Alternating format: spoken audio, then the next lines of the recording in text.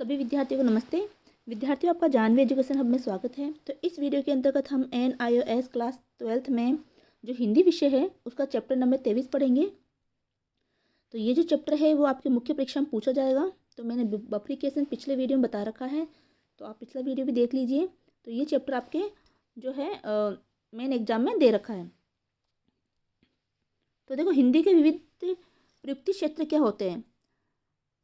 जो हिंदी का विविध क्षेत्र है, हिंदी एक तरह से हमारी मातृभाषा है, वो हमारी राज्य भाषा है और साहित्य के क्षेत्र में भी हिंदी का प्रयोग किया जाता है। ठीक है। तो जो ये हिंदी है, तो हिंदी का अलग अलग क्षेत्रों में अलग अलग तरीके से प्रयोग होता है। जैसे मान लो आप अपने घर में जो है बोलचाल की जो भाषा होती है आपकी, चाहे वो हिंदी बोल रहे हो, उसमें प्रयुक्त होने वाली शब्दावली आपकी अलग होती है। लेकिन अगर आप किसी कार्यालय में जाते हो और या फिर अन्य कहीं आप स्कूल में जा रहे हो, तो वहाँ पर आपका बोलने का जो तरीका है, आपकी जो कुछ शब्दावलियाँ है वो चेंज हो जाती है। तो यही है कि हिंदी के विविध रूप है ना, जो अलग अलग क्षेत्रों में अलग अलग तरीके से हिंदी का उपयोग किया जाता है। तो यही हम इस चैप्टर में पढ़ेंगे।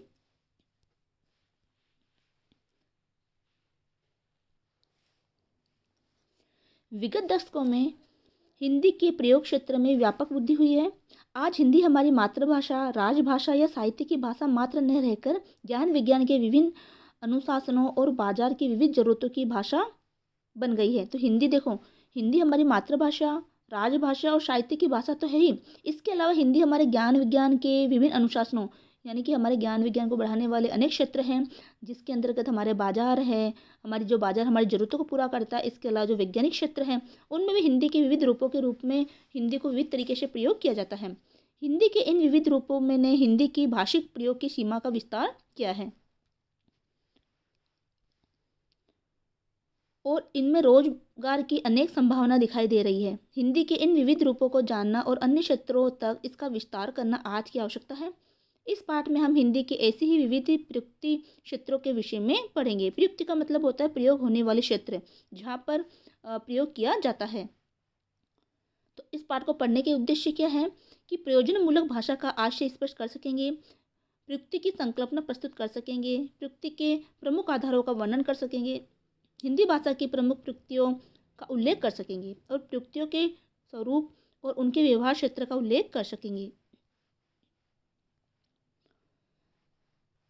अब देखो, प्रयोजन मूलक भाषा और प्रयुक्ति।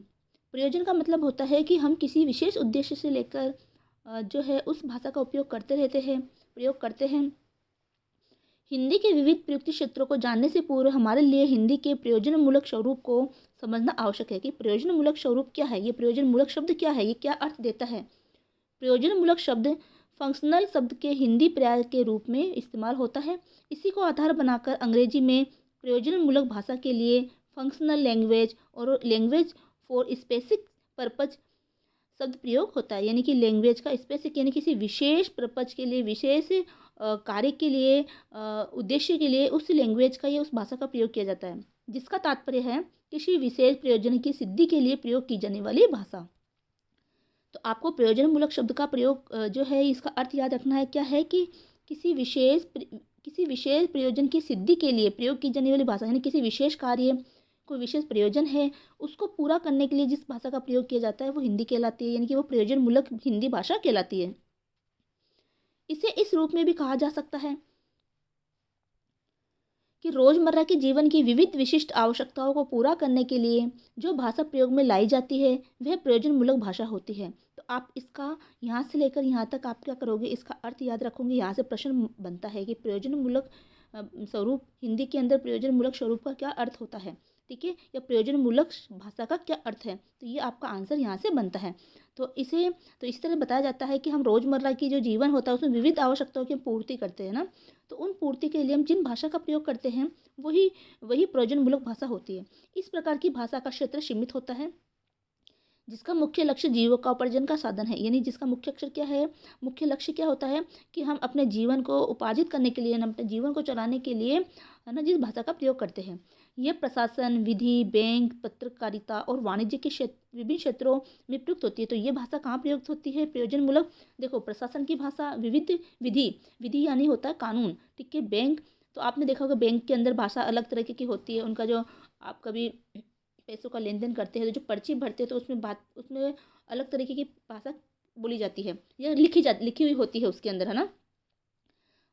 जैसे कि वहाँ लिखा जाता है कि निम्न धारक को, है ना, इतने रुपए अदा करने का मैं वचन देता हूँ, तो इस तरह से उसमें लिखा हुआ होता है। तो वो क्या है, विधि का यानी कि बैंक की जो भाषा होती है वो है विधि, यानी कानून की अलग तरीके की भाषा होती है ना, जो है तो हिंदी, लेकिन उनके लिखने का तरीका, शब्दावली अलग होती है।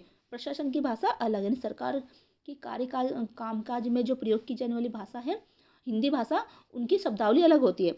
और पत्रकारिता के क्षेत्र में आप अखबार पढ़ते हो तो अखबार के अंतर्गत देखा होगा, है ना, उनकी भी थोड़ी भाषा का जो रूप होता है हिंदी में, वो एक विशेष उद्देश्य के लिए उस भाषा का प्रयोग करते हैं, वो भी थोड़ा अलग होता है। वाणिज्य के क्षेत्र में यानी कि व्यापार के क्षेत्र में भी, है ना, तो हिंदी के जो प्रयोजनमूलक शब्द होते हैं वो थोड़ा अलग तरीके के होते हैं।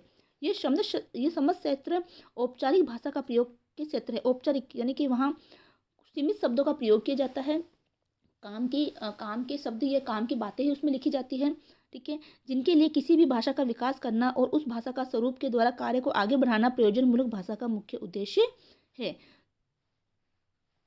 वस्तुतः अलग अलग कार्य क्षेत्रों से संबंधित लोगों जैसे कि डॉक्टर, वकील, पत्रकार, वैज्ञानिक और व्यापारी आदि के द्वारा अपने कार्य क्षेत्र में प्रयुक्त भाषा ही प्रयोजनमूलक भाषा का रूप धारण करती है। तो देखो, डॉक्टर है, वकील है, पत्रकार है, वैज्ञानिक है और व्यापारी, ये आदि अपने अपने कार्य क्षेत्र में अलग अलग प्रयुक्त भाषा ही प्रयोजनमूलक भाषा का रूप होती है। तो ये अपने क्षेत्र में अलग अलग हिंदी की भाषाओं में अलग अलग प्रयोग होने वाली भाषा का उपयोग करते हैं। इस प्रकार विषयगत, भूमिकागत और संदर्भगत प्रयोग के कारण भाषा प्रयोग में जो अनेक विविधता पैदा होती है उसे भाषा विज्ञान के क्षेत्र में भाषा प्रयुक्ति कहा जाता है। अब यहाँ से पूछा जाएगा भाषा प्रयुक्ति किसे कहा जाता है, तो ये आपका आंसर यहाँ से बनेगा कि इस तरह से हम देखते हैं कि इस प्रकार विषयगत हम देखते हैं कि विषयगत, भूमिकागत और संदर्भगत प्रयोग के कारण भाषा प्रयोग में जो अनेक विविधता पैदा होती है उसे ही भाषा विज्ञान के क्षेत्र में भाषा प्रयुक्ति कहा जाता है। तो यहाँ से आपको अंडरलाइन अपनी नोटबुक में कर लेना है, ठीक है, अपनी बुक में कर लीजिएगा और ये उतारिएगा। आइए प्रयुक्ति की संकल्पना और स्वरूप को विस्तार से समझने का प्रयास करते हैं। तो देखो, प्रयुक्ति की संकल्पना क्या होती है और उसका स्वरूप क्या होता है, उसको जानने का हम प्रयास करते हैं। प्रयुक्ति की संकल्पना और स्वरूप, आपने देखा होगा कि विभिन्न सामाजिक परिस्थितियों और भिन्न भिन्न भूमिकाओं में किसी व्यक्ति के भाषिक व्यवहार में किस प्रकार के परिवर्तन होते हैं, इसे समझाने का प्रयास ही प्रयुक्ति की संकल्पना का मूल है। तो किसी भी हम देखते हैं कि विभिन्न परिस्थिति में, विभिन्न सामाजिक स्थितियों के अंदर और विभिन्न भूमिकाओं में किसी व्यक्ति की भाषिक व्यवहार में क्या होता है, परिवर्तन होता है, ठीक है। तो उसको समझाने के प्रयास के लिए जिस प्रयुक्ति, है ना, की संकल्पना का यही एक मूल होता है। शब्दावली और भाषागत रचना प्रयुक्ति का मुख्य आधार है। आइए इन विभिन्न प्रयुक्तियों का विश्लेषण हम दो बिंदुओं के आधार पर करते हैं। प्रयुक्ति का मतलब होता है प्रयोग ली जाने वाली। पहला बिंदु भाषा। पहला बिंदु क्या है, भाषा। उसकी व्याकरणिक व्यवस्था और उसकी संरचना के नियमों से संबंधित है। तो भाषा क्या है, भाषा एक तरह से व्याकरणिक नियमों में बंधी हुई होती है, उसकी एक संरचना होती है, ठीक है। तो ये एक व्याकरणिक व्यवस्था होती है भाषा, और उसकी एक संरचना भी होती है। तो संरचना के अंतर्गत वो एक नियमों में बंधी होती है। तो एक तो ये भाषा, पहला बिंदु भाषा का हो गया। जबकि दूसरा बिंदु भाषा के व्यवहारिक पक्ष से संबंधित है। व्यवहारिक पक्ष का मतलब होता है वो भाषा किस किस व्यवहार में, किस किस परिस्थिति में प्रयोग की जा रही है, जो बताती है कि भाषा किन प्रयोजनों को साधती है और उसके प्रयोक्ता उससे क्या कार्य करते हैं। तो वो भाषा किस प्रकार का प्रयोजन, किस उद्देश्य को वो साधती है, किस उद्देश्य को पूरा कर रही होती है, और उसके प्रयोक्ता यानी उसको प्रयोग में लाने वाले, उपयोग में लेने वाले क्या कार्य कर रहे होते हैं। आप जानते ही है कि प्रयुक्ति शब्द प्रयुक्त में ई प्रत्यय लगाकर बना है। तो देखो,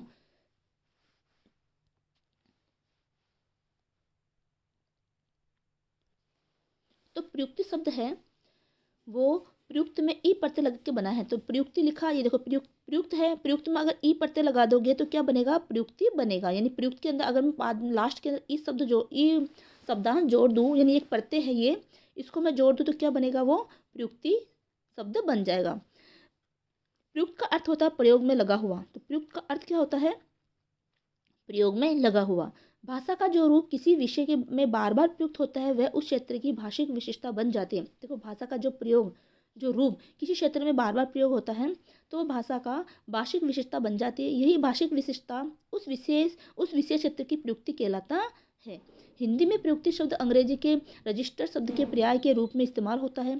सामाजिक जीवन व्यवहार में हर क्षेत्र की भाषा की विशेषताओं को देखते हुए ही भाषाविदों ने प्रयुक्ति की संकल्पना निर्धारित की है। आइए प्रयुक्ति के संबंध दी गई कुछ परिभाषाओं को पढ़ते हैं। देखो, अब प्रयुक्ति के संबंध में कई जो भाषाविज्ञ है, भाषा वैज्ञानिक है, उन्होंने कुछ अपनी परिभाषा दी है।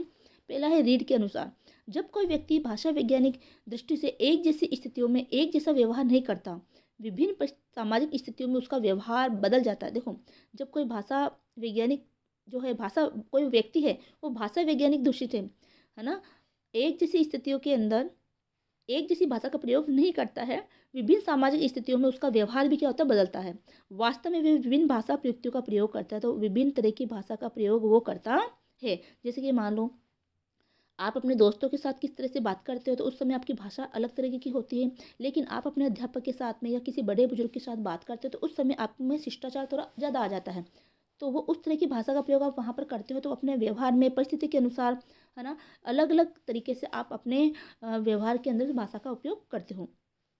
डॉक्टर भोलानाथ तिवारी के अनुसार जब किसी भाषा का प्रयोग विभिन्न विषयों में होता है तो उसके तरह तरह के रूप विकसित होते हैं, जिसे प्रयुक्ति कहते हैं। तो ये भोलानाथ तिवारी ने प्रयुक्ति की अलग परिभाषा दी है। उन्होंने कहा कि जब किसी भाषा का प्रयोग विभिन्न विषयों में होता है ना, तो उसके तरह तरह के रूप विकसित हो जाते हैं और इसे ही प्रयुक्ति कहते हैं। डॉक्टर रविंद्रनाथ श्रीवास्तव के अनुसार किसी निश्चित परिस्थितियों में सामाजिक दायित्व के निर्वहन के निमित्त वक्ता द्वारा प्रयोग में लाई गई भाषा शैली ही प्रयुक्ति है।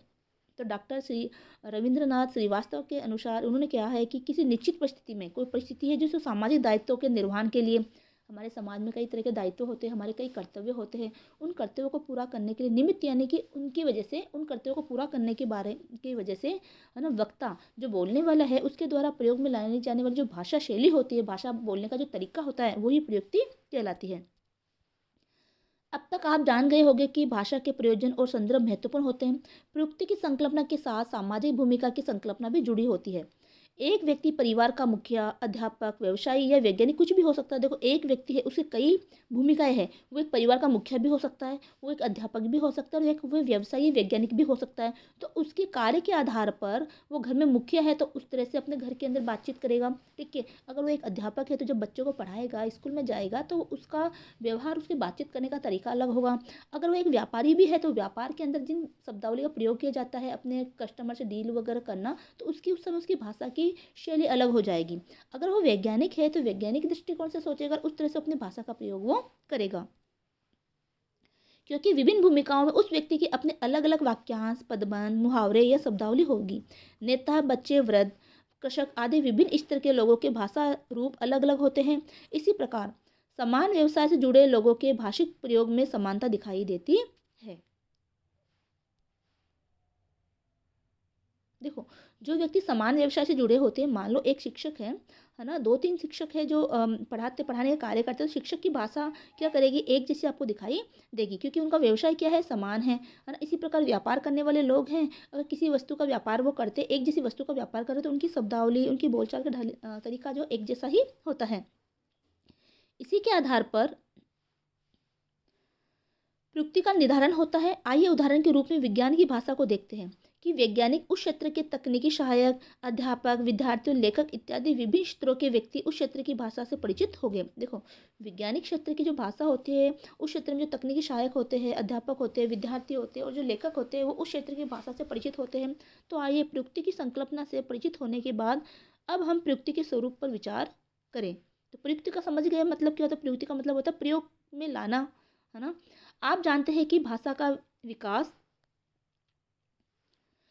सामाजिक आवश्यकताओं की पूर्ति के लिए होता है। देखो, भाषा का विकास क्यों होता है, समाज की आवश्यकताओं की पूर्ति के लिए, है ना। हमारी कोई आवश्यकता है तो अगर हमें बोलना ही नहीं आएगा तो हम अपनी आवश्यकताओं को सामने वाले को कैसे बताएंगे। तो भाषा का प्रयोग हमारी आवश्यकताओं को, सामाजिक आवश्यकताओं को, व्यक्तिगत आवश्यकताओं को पूर्ति करने के लिए होता है।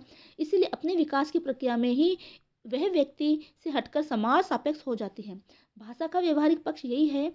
तो भाषा का व्यवहारिक पक्ष यही है कि वह विकास की प्रक्रिया में भाषा जो विकास करती जाती है, नई नई शब्दावली बनती जाती हैं, उसका एक व्यक्ति से हटकर एक समाज के सापेक्ष में, समाज के दृष्टिकोण से वो भाषा का प्रयोग होता है। भाषा व्यवहार में बनती ही जाती है। तो देखो, भाषा जो है, ऐसा नहीं कि एक स्थान पे आकर जो भाषा है अब बनना बंद हो गई। नए नए शब्द हमारे जीवन में, हमारी डिक्शनरी में जुड़ते जाते हैं। और भाषा के अंदर भी नए नए शब्द जुड़ते जाते हैं। जैसे कि हिंदी है, ऐसा नहीं है कि हिंदी जो है अब ना जो बन गई है उतनी ही शब्दावली उसमें रहेगी, उसमें भी नए नए शब्द जुड़ते जाते हैं। ठीक है, और वो भाषा जो है विकसित होती जाती है। भाषा प्रयोग के क्षेत्र अथवा अथवा संदर्भों में विविधता के आधार पर ही प्रयुक्तियों के स्वरूप में विविधता पैदा होती है। तो देखो, भाषा प्रयोग के क्षेत्र अथवा संदर्भ की विविधता, भाषा का प्रयोग का जो क्षेत्र कहाँ का है, उसके संदर्भ में प्रयोग करने के जो विविध क्षेत्र है, विविधता है उसमें, उसी के आधार पर प्रयुक्ति के स्वरूप में भी विविधता, ये विविध्य यानी कि जो भिन्नता पैदा होती है। इस प्रकार कहा जा सकता है कि प्रयुक्तियों में भेद विषयगत और प्रयोगगत होते हैं। व्यापार की भाषा वस्तुतः विज्ञान की भाषा से भिन्न होती है। तो जब व्यापार की कोई भाषा प्रयोग करता है, यानी कोई व्यापारी जिस भाषा का प्रयोग करता है, जिस तरह से वो बोलता है, अपने कस्टमर के साथ डील करता है, वस्तु को बेचता है, तो उसकी भाषा एक वैज्ञानिक की भाषा से अलग होगी। किंतु अर्थशास्त्र विषय से संबंधित प्रयुक्ति अधिक व्यापक होगी, जिसमें व्यापार के क्षेत्र में प्रयोग होने वाली शब्दावली और अभिव्यक्तियां सम्मिलित है। प्रयोग के स्तर पर भी प्रयुक्ति के दो स्वरूप होते हैं, भाषा प्रयुक्ति शैली और भाषा प्रयुक्ति। देखो, आपको याद रखना है कि प्रयोग के आधार पर, प्रयोग के स्तर पर प्रयुक्ति के कितने भेद होते हैं, ये कितने प्रकार होते हैं। तो आप बताइएगा कि भाषा प्रयुक्ति शैली और भाषा प्रयुक्ति। प्रयुक्ति के अंतर्गत शैलीगत भेद भी महत्वपूर्ण होता है। इसके तहत भिन्न भिन्न स्थानों और प्रसंगों में एक ही शब्द के अनेक प्रचलित पर्यायों में से प्रयुक्त शब्द का चुनाव करना पड़ता है। आइए उदाहरण के रूप में अंग्रेजी के शब्द डायरेक्टर पर विचार करते हैं। डायरेक्टर शब्द के हिंदी के में दो अर्थ होते हैं। देखो, डायरेक्टर का अगर हम शब्द को देखें तो हम बोलते हैं ये तो उस क्षेत्र का डायरेक्टर है। तो डायरेक्टर के दो अर्थ निकलते हैं। एक तो होता है निर्देशक और दूसरा होता है निर्देशक और दूसरा निर्देशक। दोनों का प्रयोग क्षेत्र निर्धारित है। निर्देशक शब्द का इस्तेमाल प्राय प्रशासनिक क्षेत्र में होता है। तो देखो, निर्देशक का मतलब क्या होता है कि प्रशासनिक क्षेत्र में निर्देशक शब्द का प्रयोग किया जाता है। कामकाज के स्तर पर भाषा का व्यवहारिक रूप, व्याकरण, शब्दावली या एवं अभिव्यक्तियाँ अलग अलग होती हैं। जैसे डायरेक्टर, स्कूल ऑफ ह्यूमैनिटी के लिए निदेशक मानविकी विद्यापीठ लिखा जाता है। देखो, डायरेक्टर स्कूल ऑफ ह्यूमैनिटी के लिए जो क्या लिखेंगे, इसका हिंदी हो गया डायरेक्टर का है निदेशक, और वो कहाँ का है, मानविकी विद्यापीठ, है ना। स्कूल ऑफ ह्यूमैनिटी, इसका हिंदी अर्थ है मानविकी विद्यापीठ। बोर्ड ऑफ डायरेक्टर के लिए निदेशक मंडल का प्रयोग होता है, और डायरेक्टर जनरल ऑफ पुलिस के लिए पुलिस महानिदेशक पद का व्यवहार किया जाता है। तो अब देखो, इस डायरेक्टर शब्द का ही तो अलग अलग संदर्भ में अलग अलग अर्थ निकल के आ रहा है, अलग अलग शब्दावली का प्रयोग वहाँ किया जा रहा है। जबकि निर्देशक शब्द फिल्म या नाटक के क्षेत्र में प्रयुक्त होता है। अब हम कहते हैं भैया वो तो उस फिल्म का डायरेक्टर है ना। तो उस फिल्म का डायरेक्टर है, तो वहाँ उस डायरेक्टर शब्द का क्या मतलब निकलेगा, निर्देशक। ठीक है, तो जब फिल्म के क्षेत्र में डायरेक्टर शब्द का प्रयोग किया जाता है फिल्मी क्षेत्रों में, तो उसका मतलब होता है निर्देशक। जैसे कि फिल्म डायरेक्टर के लिए फिल्म निर्देशक लिखा जाता है। इस उदाहरण के अतिरिक्त भी कई अन्य उदाहरण हैं जिनसे आप प्रयुक्ति के स्वरूप को आसानी से समझ सकते हैं। अब है प्रयुक्ति का आधार, कि हम प्रयुक्ति का आधार क्या होता है, जो भाषा का प्रयोग किया जाता है उसका आधार क्या है, उसका बेस क्या है। तो पहला है शब्दावली। आप ये समझ चुके हैं कि भाषा के विशिष्ट प्रयोगों के आधार पर विभिन्न प्रयुक्तियों का निर्माण होता है। किंतु इस संदर्भ में आपके मन में यह प्रश्न उठ सकता है कि क्या एक प्रयुक्ति दूसरी प्रयुक्ति से सर्वथा भिन्न होती है। यानी कि एक प्रयुक्ति यानी एक तरीके से प्रयोग की जाने वाली भाषा के दूसरी तरह की प्रयुक्ति से प्रयोग किए जाने वाले से भिन्न होती है, और इन प्रयुक्तियों का निर्धारण किस आधार पर होता है। इन प्रश्नों के उत्तर में यही कहा जा सकता है कि प्रयुक्ति वास्तव में भाषा के भीतर एक भाषा का विशिष्ट रूप लिए होता है, जिससे उस भाषा की व्यापक विशेषता है उसमें स्वतः ही आ जाती है। कहने का मतलब यह है कि विभिन्न प्रयुक्तियों की शब्दावली मिलकर जब एक भाषा क्षेत्र की शब्दावली बनती है, तो उस भाषा की संरचना और उसके सामान्य मुहावरे उन प्रयुक्तियों में भी आ जाते हैं। इसलिए एक प्रयुक्ति का दूसरी प्रयुक्ति में अंतः प्रवेश बराबर होता रहता है। आइए एक उदाहरण के रूप में हम किसी अखबार में प्रकाशित समसामयिक विषय पर आधारित लेख को देखते हैं। ऐसे आलेखों में देखो, अगर हम एक उदाहरण से देखें कि प्रयुक्ति अलग अलग क्षेत्रों में अलग अलग तरीके से शब्दावली को उसमें प्रयुक्ति में प्रयोग किया जाता है, तो एक उदाहरण हम देखते हैं कि जैसे कि अखबार होता है, अखबार में एक समसामयिक विषय पर आधारित लेख लिखे जाते हैं। समसामयिक का मतलब होता है उस समय के दौरान, उसी समय में है ना, कुछ ऐसी घटनाएं घटित हो जाती है, उसके ऊपर कुछ लेख आते हैं। ऐसे आलेखों में प्राय विज्ञान, राजनीतिक शास्त्र, अर्थशास्त्र, खेल कूद आदि विषयों से संबंधित शब्दावली का प्रयोग किया दिखाई देता है। इसी प्रकार साहित्यिक लेखों में भी विज्ञान, दर्शन आदि की शब्दावली का समावेश आमतौर पर देखने को मिलता है। इसके बावजूद शब्दावली प्रयुक्ति का महत्वपूर्ण आधार होता है, शब्दावली प्रयुक्ति के निर्धारण में अहम भूमिका निभाती है। आइए जानें कि इसका निर्वहन किन रूपों में होता है। तो जो भी शब्दावली है, जो भी शब्द है, उनका उपयोग अलग अलग लेखों के अंदर, अलग अलग आलेखों के अंदर किया जाता है, तो उसकी शब्दावली भी अलग अलग हो जाती है। अब हम देखते हैं कि किस तरह से उनका निर्वहन किन रूपों में किया जाता है, किस दृष्टि से उसका उपयोग किया जाता है। क्षेत्र विशेष की विशिष्ट शब्दावली के रूप में देखो, किसी क्षेत्र विशेष की विशिष्ट शब्दावली होती है, जैसे कि अणु, परमाणु, नाइट्रोजन, ऑक्सीजन इत्यादि विज्ञान विषय के रूप में प्रयुक्त होने वाले शब्द है। तो देखो, अणु है, परमाणु है, नाइट्रोजन है, ऑक्सीजन है, हाइड्रोजन है ना, संयोजन है, आदि कई ऐसे शब्द होते हैं जो विज्ञान की शब्दावली होती है। तो आपने कभी विज्ञान की बुक पढ़ा हो, आपने विज्ञान विषय लिया, तो उसके अंतर्गत इन शब्दों का प्रयोग किया जाता है। जैसे मान लो आप चित्रकला विषय पढ़ रहे हो, है ना, आपने पेंटिंग विषय ले रखा, तो चित्रकला में आपने क्या देखो, वहाँ पर परमाणु, नाइट्रोजन, ऑक्सीजन का, उन शब्दों का प्रयोग होगा नहीं, इन शब्दों का प्रयोग वहाँ पर नहीं होगा। वहाँ कला से संबंधित शब्दों का प्रयोग होगा, जैसे मूर्ति कला है, चित्रकला है, ठीक है, मूर्तियाँ है अनेक तरह की, उनकी रूपरेखा है, उनकी है ना, उनकी विशेषता क्या है मूर्तियों की, है ना, बनाने वाला कौन है, उसका कलाकार ज्ञात है या अज्ञात है, इन शब्दों का प्रयोग वहाँ पर होता है। तो अलग अलग विषय के क्षेत्र के अंदर संदर्भ में शब्दावली भी बदल जाती है।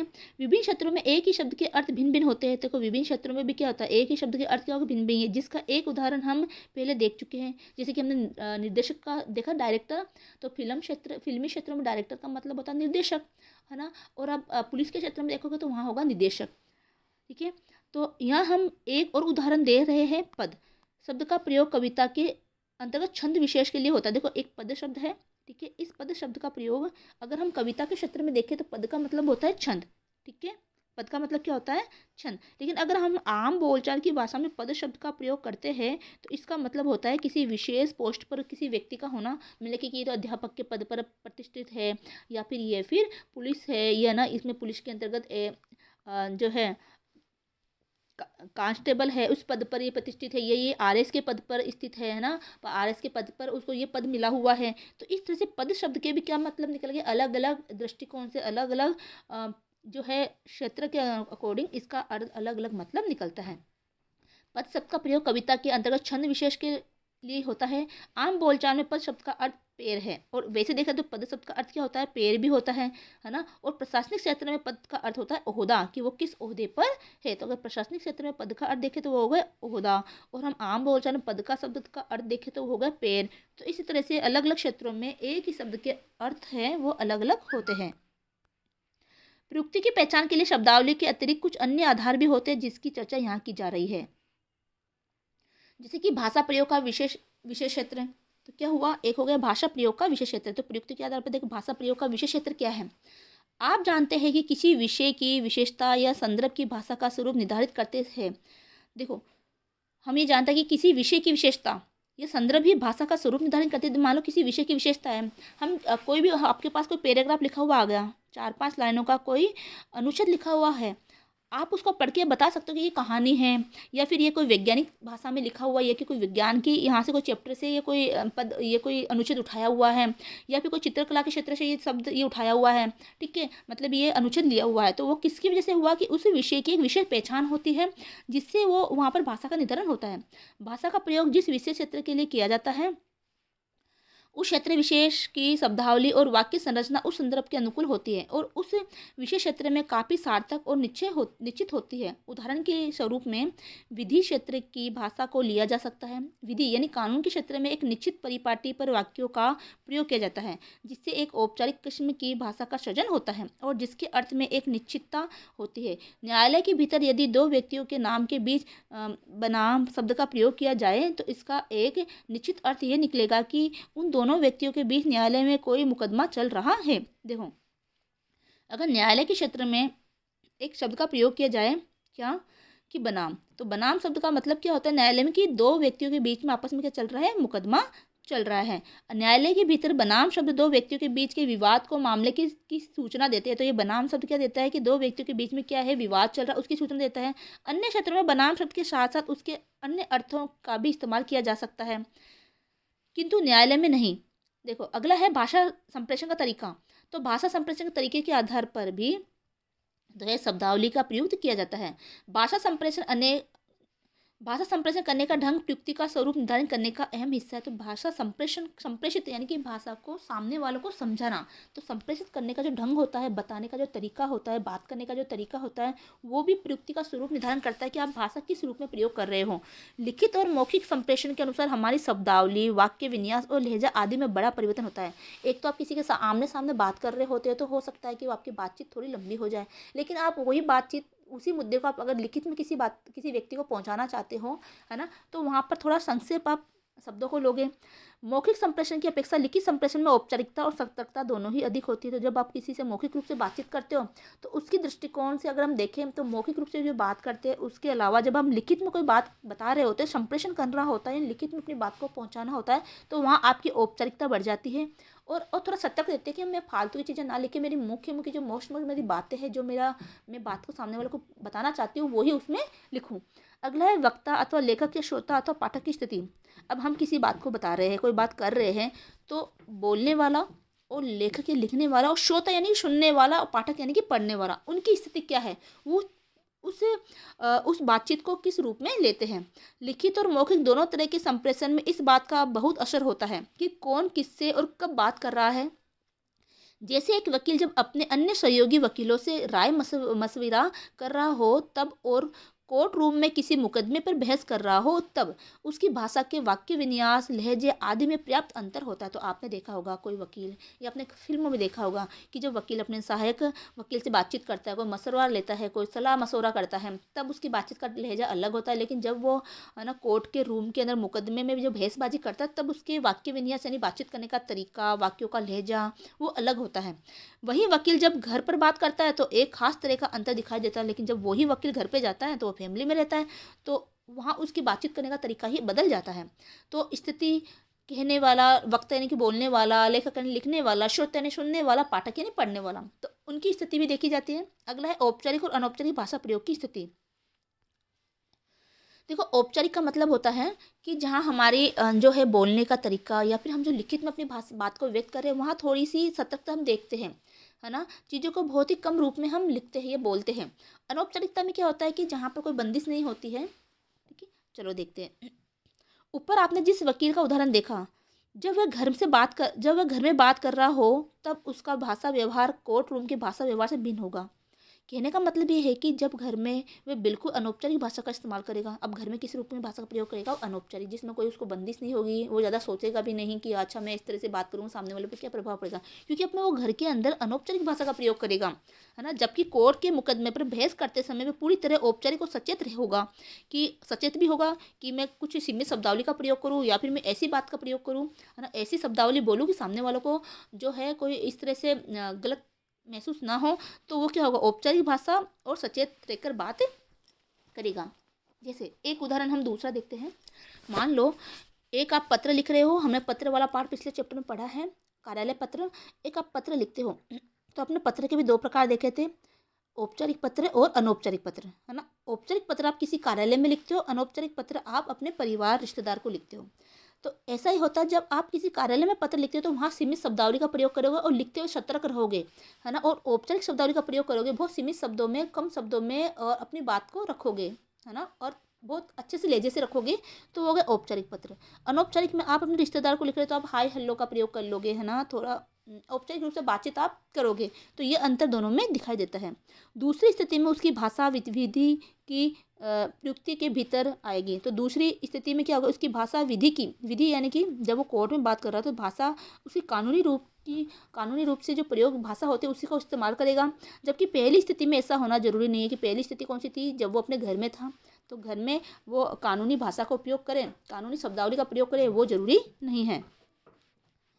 मोटे तौर पर आप प्रयुक्त 5 आधारों को प्रयुक्ति निर्धारण में इस्तेमाल करते हैं, किंतु यह आवश्यक नहीं कि यह आधार हर प्रयुक्ति के संबंध में लागू हो। तो देखो, मोटे रूप से जो 5 आधार बताए गए हैं, है ना, भाषा युक्ति के जो 5 आधार यहाँ पर दे रखे हैं, ये अपन ने पढ़ा है अभी, है ना, तो ये उपयोग में लिया जाता है। लेकिन जरूरी नहीं है कि ये 5 जो आधार है वो हर जगह लागू हो। जैसे कि शब्दावली, प्रयुक्ति का आधार क्या क्या हुआ, शब्दावली, तो वहाँ प्रश्न पूछा जाता है कि भाषा के अंदर प्रयुक्ति का आधार क्या क्या होता है मुख्य रूप से। तो पहला हो गया शब्दावली, है ना। दूसरा है भाषा प्रयोग का विषय क्षेत्र। तीसरा है भाषा संप्रेषण का तरीका। चौथा है वक्ता अथवा लेखक या श्रोता अथवा पाठक की स्थिति। और पांचवा है औपचारिक और अनौपचारिक भाषा प्रयोग की स्थिति। तो ये पांचों कारण हो गए, प्रयुक्ति का आधार हो गए, लेकिन जरूरी नहीं है कि हर प्रयुक्ति का आधार यही हो, हर संबंध में ये लागू होता हो। अब हम इसके क्वेश्चन के आंसर देखते हैं। ये जो क्वेश्चन जो है वो अभी हमने जितना भी चैप्टर पढ़ा है, अभी इसमें जो भाग पढ़ा है पार्ट नंबर 23 का, उसी में से पूछे गए हैं। तो पहला प्रश्न है, किसी विशेष प्रयोजन के लिए प्रयोग की जाने वाली भाषा कहलाती है। तो जब किसी विशेष प्रयोजन के लिए भाषा का प्रयोग किया जाता है तो वो क्या कहला जाती है, प्रयोजन मूलक भाषा कहलाती है। हमने पढ़ा है। तो ये देखो यहाँ से भी प्रश्न बनता है, अगर यहाँ से प्रश्न उल्टा आ जाए कि प्रयोजन मूलक भाषा किसे कहते हैं, तो आप लिखोगे किसी विशेष प्रयोजन के लिए प्रयोग की जाने वाली भाषा। अगला प्रश्न है, जहाँ आपको सत्य असत्य बताना है। निम्नलिखित में सत्य असत्य पर चयन कीजिए। ये सत्य असत्य का चयन कीजिए। क है, शब्दावली और भाषागत संरचना प्रयुक्ति का मुख्य आधार है। देखो, शब्दावली और भाषागत संरचना प्रयुक्ति का मुख्य आधार होता है। तो वाक्य क्या है, ये वाक्य सत्य है। क है, प्रयुक्ति की संकल्पना के साथ सामाजिक भूमिका की संकल्पना जुड़ी होती है। तो ये वाक्य भी क्या है, सत्य, कि प्रयुक्ति की संकल्पना के साथ साथ सामाजिक भूमिका की संकल्पना भी जुड़ी होती है। अगला प्रश्न है तीसरा, कि भाषा का विकास सामाजिक आवश्यकताओं की पूर्ति के लिए नहीं होता। तो देखो, ये तो वाक्य गलत है, क्योंकि भाषा का विकास तो सामाजिक आवश्यकताओं की पूर्ति के लिए ही होता है। भाई, हमारे पास भाषा ही नहीं होगी तो हम अपनी आवश्यकताओं को कैसे सामने वालों को महसूस कराएंगे, कैसे अपनी बात को बताएंगे, ये अपनी मन की भावनाओं को कैसे व्यक्त करेंगे। तो भाषा तो होना जरूरी है। तो ये वाक्य क्या है, असत्य है, कि यहाँ पर नहीं होती, ये गलत लिखा। अगर यहाँ होता ना कि प्रयुक्ति के लिए होती है, तब तो ये वाक्य सत्य होता है, लेकिन यहाँ पर नहीं लिख दिया, तो यह वाक्य असत्य है। ग है, लिखित संप्रेषण की अपेक्षा मौखिक संप्रेषण में औपचारिकता और सतर्कता दोनों ही अधिक होती है। अरे भाई, मौखिक संप्रेषण में औपचारिकता कहाँ होगी, हम मौखिक रूप से तो कितनी बातें कर लेते हैं, लेकिन जब वही बात हमें लिखित रूप में देनी होती है तो आप बहुत शॉर्ट में लिखते हो, वहाँ सतर्कता बरतते हो कि मैं ज़्यादा लंबा चौड़ा ना लिखे, शॉर्ट में अपनी बात सामने वाले को समझा दूँ। तो ये वाक्य तो क्या है, असत्य है। ठीक है, तो इस तरह से ये वाक्य के जो प्रश्न है वो अपने कंप्लीट होते हैं यहाँ तक के। अभी ये है आगे हिंदी के विविध प्रयुक्ति क्षेत्र। तो अब हिंदी में विविध प्रयुक्ति क्षेत्र, यानी हिंदी के अंतर्गत हम अलग अलग क्षेत्रों में प्रयुक्ति क्षेत्र कौन कौन से होते हैं वो हम अगले वीडियो में देखेंगे, वरना ये चैप्टर बहुत बड़ा है और ये वीडियो भी बहुत बड़ा हो जाएगा और आपको पढ़ने में भी समस्या होगी। तो ज़्यादा से ज़्यादा वीडियो को शेयर करें, चैनल को सब्सक्राइब करें और वीडियो को लाइक ज़रूर करें। तो मिलते हैं अगले वीडियो में। जय हिंद, जय भारत।